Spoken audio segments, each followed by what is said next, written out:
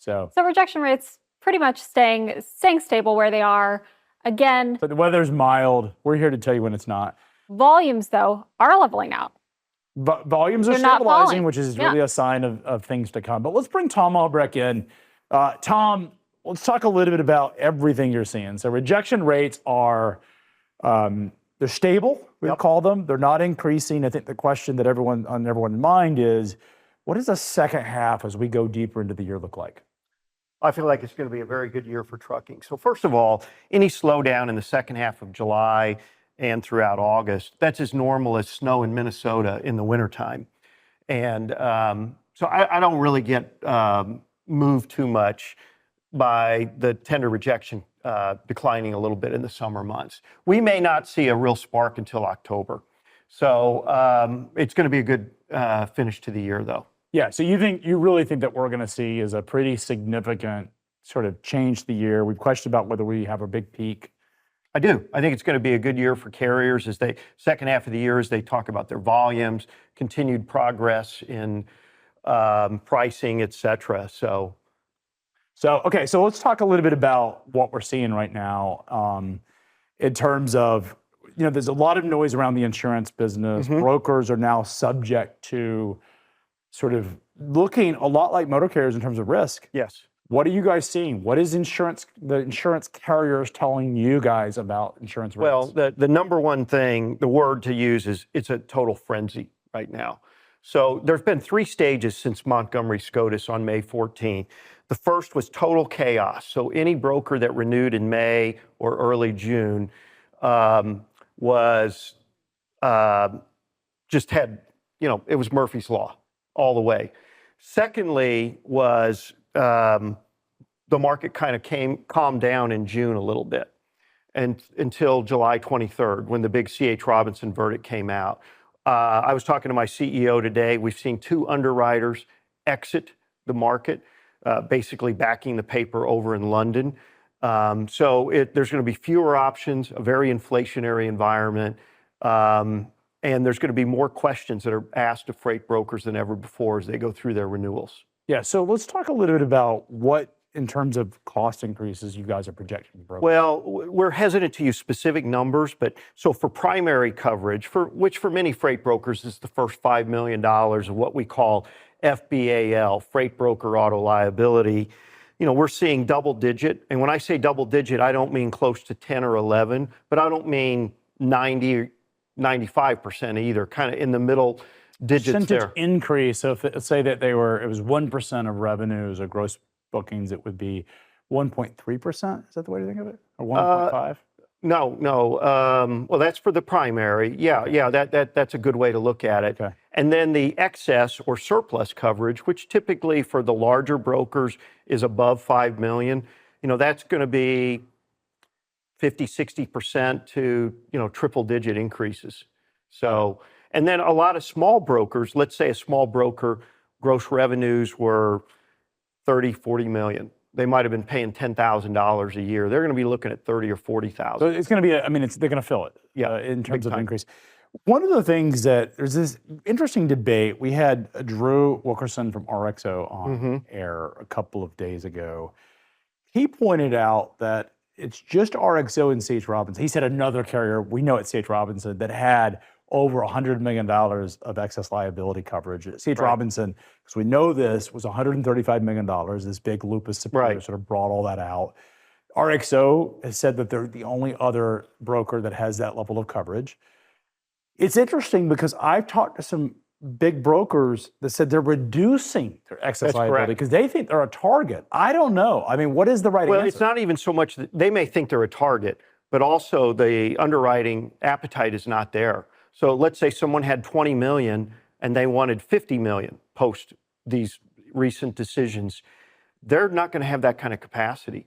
Now, we did have one of our larger customers that, I forget the exact numbers, I think they had 20 million, and they cut it to 15, and then they were able to go back into the market after the recent big verdict and secure some extra coverage. But how much more increase in cost? I forgot if they ended up at 40 or $50 million, which is pretty sizable. But is it an increase in cost? It's a substantial increase that, due to the nature of our customer relationship, we can't share. Yeah, for sure. But it was way more than they would have ever envisioned 4 or 5 months ago. And so what is it, would you describe the current situation with brokers? Panic, confusion? Well, I think there's a couple things to think Concern? about. Number one is the underwriters, they don't know how hot the book is that they're sitting on. So in What does other that mean words, when you say don't know how? well, that's a term in the underwriting community, but it means that they're going to be looking at losses. Yeah. So they know the books are going to be explosive. They know there's going to be a lot more adverse verdicts that come out over the next couple of years. And so, so they're having to reprice all that as they go through the renewals. Now, if I have an insurance policy that say a couple of years ago, Yeah. and I cancel my insurance or I move to a different carrier, does the insurance that I had a couple of years ago, if I was at the time insured, protect me at that moment for that thing that happened? So like if a new Yeah. case, if you get pulled into a new case that happened, for an event that Say an happened accident 2 happened or 3 3 years years ago. ago. That generally stays with the prior underwriter. Got it. Okay. Yeah. Again, that could be rewritten in the new world, but yeah. But I want to make a couple other points. So there are some underwriters that do both auto liability and cargo, and those underwriters are the ones that are actually giving larger rate increases because the cargo book has been hot with all of the theft and fraud trends. So they are that used to be a no-brainer to make money, cargo insurance. But if you're getting your coverage for cargo and auto liability as a freight broker from them, from the same institution, you might want to think about breaking that up a little bit. I mean, that's why you hire agents. It's their job to shop around, find the most appropriate risk solution. So there's a lot at work. It's highly inflationary. Nobody knows exactly what they're sitting on at this time. You told me something off air that I want to. So Yeah. this Lupus Superior nuclear lawsuit, the largest operating nuclear lawsuit in trucking history, because it was Correct. a company out of Florida that John Keach reported. It's a $900 million judgment, Yep. but the carriers didn't even show up to the case. So largest, at least according to our data, Yeah. nuclear verdict in history. There was something in terms of the plaintiff's attorneys showed. Well, so there's a couple things with C.H. Robinson that I've not seen reported. I talked to an attorney who had gone through the transcript, and apparently in the C.H. Robinson case, there was video of one of the people who died with their vehicle on fire. And the jury was allowed to see that. Trapped in a vehicle. Trapped in the vehicle. That Was probably this the same case? This was so the they were Lupus. able to see there was video taken of someone dying. That's what an in that attorney accident. told me. Secondly, there was a webinar I listened in last week on. It's going to be interesting to see what C.H. Robinson's appeal is like, but apparently that driver had disabled the camera and the GPS.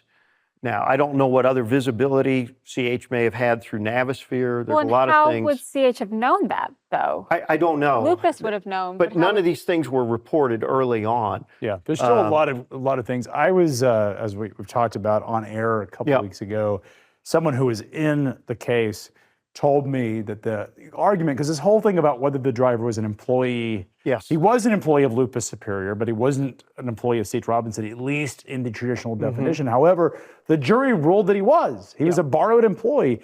What he said was the fact that C.H. Robinson, the driver had downloaded the app, and because C.H. Robinson, he had the C.H. Robinson app or access to it, made him a borrowed employee during that moment in time. And I thought that was They had access to his phone to track his movements. correct. And that was one of the really interesting takes. I have my own issues with that because, as I described on air, it felt like my DoorDash delivery dude who delivered my burrito was my employee at that moment. Yeah. Which I would have fired him because he was slow as hell getting my burrito there. But my point is, it feels like if that's the case, then if I'm a broker, I'm reevaluating using my own technology. I want as much degree removed as possible, do I not?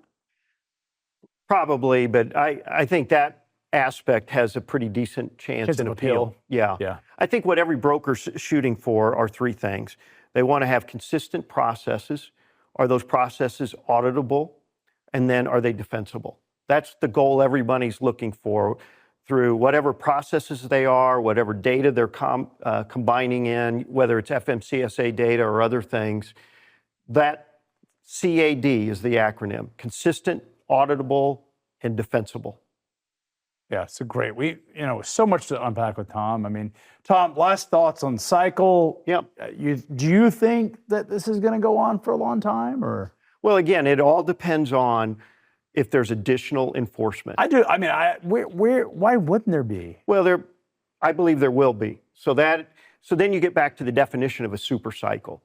For me, a super cycle is longer than 2 years because the last 5 recoveries have all been between 18 and 24 months. So just to get beyond 2 years is pretty significant for this industry. But I would say yesterday we had the chief strategy officer of RXO on. Yeah. He believes that we're talking about a 20 to 25% reduction of capacity from here, which would be a massive washout. Because that is much more significant than we've even seen. Right. Well, I think we're all going to be looking to see what notice of proposed rulemakings are put forth over the next 3 to 6 months by the FMCSA. The new entrant one recently came out. That's really fascinating. If we have a national database for VIN numbers, just like we've got the Drug and Alcohol Clearinghouse, I mean, that's a great idea. I know there's some discussions around insurance minimums. One of the suggestions we gave is the states need to be audited for their CDL issuance every 2nd or 3rd year.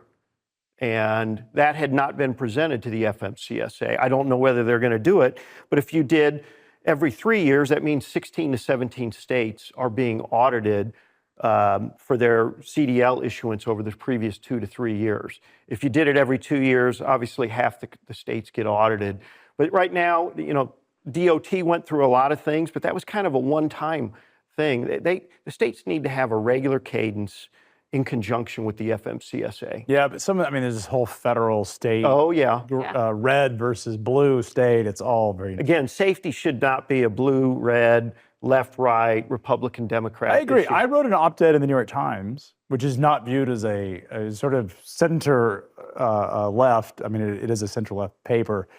I wrote an argument that we need better truck safety and the issues. And I got to tell you, the comments, they closed them out after 1,100 comments. Oh, wow. But it was all very supportive. Yeah. And it was interesting because I was talking about how the DOT under Sean Duffy has done a great job. And because it was all centered on safety and truck safety, there was an enormous amount of support. I think everyone's going to support that. Who could not support anything that they feel like would actually create safer roads? Drivers are going to want safer roads. They want higher standards so that the other drivers on the roads are meeting the same standards they are. Carriers want everyone to play by the same rules unless you aren't playing by the rules, right? The general public is going, they want to be safe on the roads. OIDA, ATA, TCA, national private truck carriers, you go through the list. Plus you get the insurance companies. You get the road advocates. You get all of the safety advocates. You get all of the parties that want it. The parties that don't want it don't have the power or the juice. You get to these political arguments that seem to happen. But I would say the states and the federal government and the insurance companies and the shippers and now the brokers, they all have a job. And we've seen the Supreme Court, I think, surprise a lot of people in our industry that they argued safety first in their decision on Montgomery. Correct. And I think when we go through this, that's going to be a consistent thing that happens. Even the liberal and conservative judges chose to put safety into the conversation versus a lot of the other things. Well, so here's another potential reform. What about the CDL issuance? The ATA historically resisted any minimum number of hours behind the wheel, arguing that their fleets, their members, had good programs. Well, that may be true, but the problem is that we now know there were all these the carriers ATA, that came in. talked about this, and I don't want to. They deserve to be You called have, out. and I'm not going to do that on the air I here. will do it because it's ridiculous that they created a deregulation market and lowered the barriers to entry, thinking that they would capture a lot of those drivers to the bigger fleets. That was the goal. And I don't think that's disputed. They were very, in fact, if you go look at the conversation around the entry-level driver training program, they fought against minimum hours. I'm a pilot. I have to do 40 hours in an airplane. I have to complete a bunch of tasks. The ATA is wrong on that issue. However, I think they've also been bitten. I think they now realize, and as you know, Tom, I know it, Julie knows it, our audience knows it. So a massive shift away from driver shortage to we need the right kinds of Quality. drivers. 100%. And so I think that's all positive. It is. And so I was talking to Kelly, who cuts my hair. She had 1,600 hours she had to go through before she got a license to be a haircut. You know, those scissors. I don't even know what a haircut is these days. I just take a razor, but those scissors can hurt. Her job's getting easier with me the older I get, but you think about that, and there's so many professions where the minimum hours, why wouldn't we have, I'm just spitballing, 160 hours behind the wheel. 80,000 pounds. Don't you have to have minimum? No, there's no federal standard. For a regular driver's license. And maybe it's different by states, but I had to have. They have guidelines. Yeah. But when you walk into the DMV, you just have to prove that you've completed. I think it's different. Maybe it's different by state or by age. Like I had to have X number of driving and to have gone to driver's ed and do all of those things. Tennessee is a little bit more. So maybe it's different state by state. That's definitely a state thing. But again, there's been resistance historically to that. ATA was against it. They argued during the whole entry-level driver training program decisioning that came out against mandatory minimums because they thought that the carriers that were members, that would be onerous for them, and they wanted to be able to put more drivers in the state. And the problem is that it wasn't the ATA members that were exploiting it; it's all the guys that aren't members that are exploiting it. And that's where 100%. I think follow the money.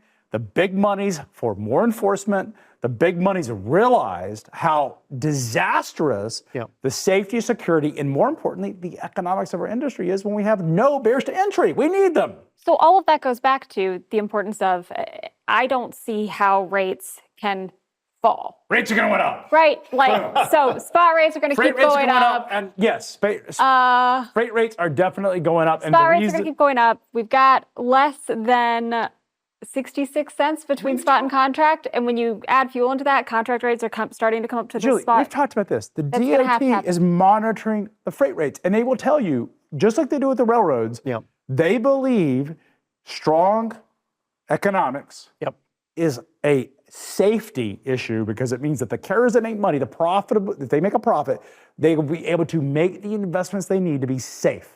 Yes. And that is what this is all about. We'll be right back.